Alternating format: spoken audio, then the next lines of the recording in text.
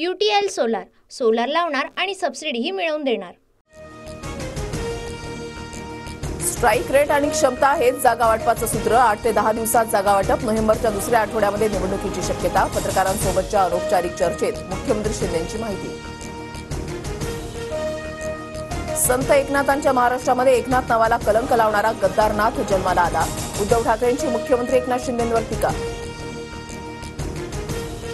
विधानसभेसाठी काँग्रेसकडे 1633 इच्छुकांचे अर्ज। सर्वाधिक अर्ज विदर्भ आणि मराठवाड्यातून।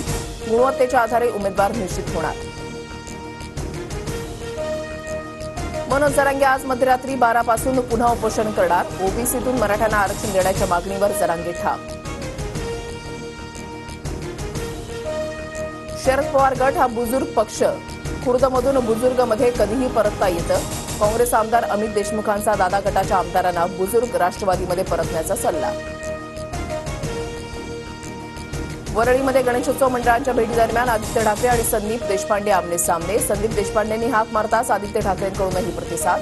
दोघांकडून एकमेकांची विचारपूस। नितेश राणेंचं उलव्यातील कार्यक्रमात मुस्लिम धर्मियांबाबत आक्षेपार्ह विधान। नितेश राणेंसह कार्यक्रम आयोजकांवर नवी मुंबईतल्या NRI पोलीस ठाण्यामध्ये गुन्हा दाखल। आमचं सरकार आल्यावर पहिल्याच कॅबिनेटमध्ये जुनी पेन्शन योजना लागू करू। नाना पटोलेंचं आश्वासन। हिमाचलमध्ये जुनी पेन्शन योजना लागू केल्याचाही दाखला। सरकार आणा जुन्या पेन्शन योजनेचं वचन देतो। शिर्डीमधल्या कार्यक्रमात उद्धव ठाकरेंचं आश्वासन। गेलेली सत्ता परत खेचून आणणार ठाकरेंचा निर्धार। जुन्या पेन्शन एवढीच नवीन पेन्शन देणार। मंत्री केसरकरांच्या आश्वासनानंतर शिर्डीतल्या कार्यक्रमात कर्मचाऱ्यांचा गोंधळ। जुनी पेन्शन योजना ठेवण्याची मागणी तर शिष्टमंडळ घेऊन या चर्चा करू, केसरकरांची ग्वाही। पंतप्रधान मोदींच्या हस्ते आज महाराष्ट्रामधल्या 3 नवीन वंदे भारत एक्सप्रेसचं उद्घाटन। मोदी VC द्वारे उपस्थित राहणार।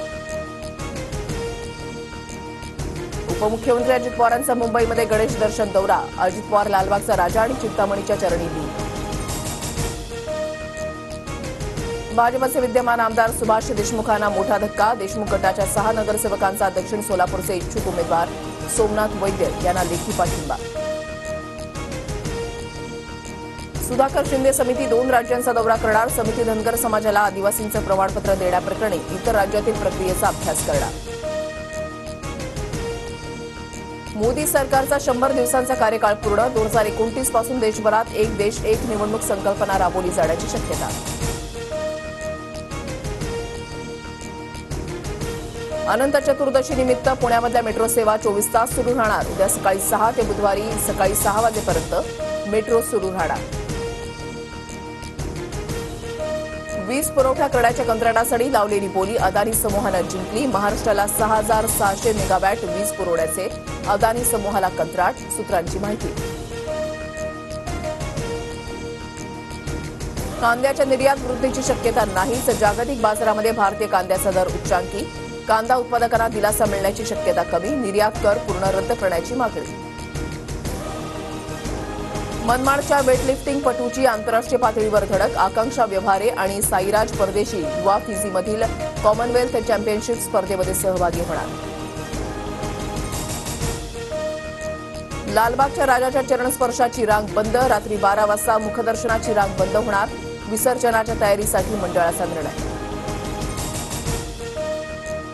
दादर कुलाबा परळ भागामध्ये उपनगरांमध्ये मुसळधार पाऊस। मुंबईमध्ये पुढील 3 ते 4 दिवस हलक्या सरी बरसणार। डोनाल्ड ट्रम्प यांच्यावर दुसऱ्यांदा गोळीबार। फ्लोरिडामधील पाम बीचवर ट्रम्प गोल्फ क्लब बाहेरील घटना। FBI घटनेचा तपास करणार। UTL सोलार, सोलार लावणार आणि सबसिडीही मिळवून देणार।